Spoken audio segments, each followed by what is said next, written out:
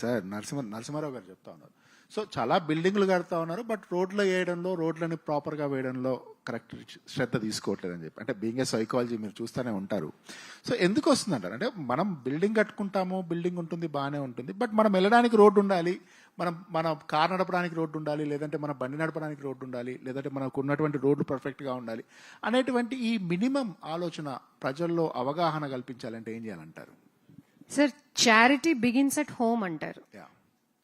మనం ఏదైనా నేర్చుకోవాలంటే మొదలు ఇంటి నుంచి నేర్చుకోవాలి, ఎనీథింగ్. సో మీరు ఇందాక అన్నట్టుగా, సార్ అన్నట్టుగా, మీరు అన్నట్టుగా మనం ఇల్లు కట్టుకుంటున్నాం. డెఫినెట్లీ ఎస్, సిటీ ఎలా గ్రో అవుతుందో ప్రతి ఒక్కళ్ళు చూస్తున్నాం, కళ్ళకి కట్టినట్టుగా కనిపిస్తుంది మనకి.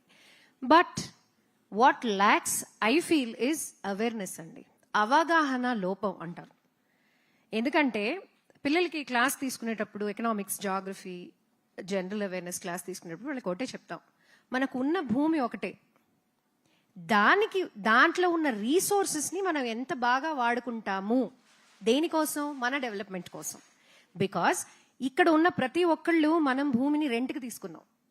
మన ఫ్యూచర్ జనరేషన్స్కి ఈ అప్పుని అప్పుగా మనం ఇవ్వకుండా వాళ్ళకి we have to give them a better world. దానికి కాను అవేర్నెస్ క్రియేట్ చేసి, ఇంతే రిసోర్స్, ఇది పెరగదు, జీతాలు పెరుగుతాయి, లేకపోతే నాలెడ్జ్ పెరుగుతుంది, ఓకే, బట్ రీసోర్స్ అనేది లిమిటెడ్.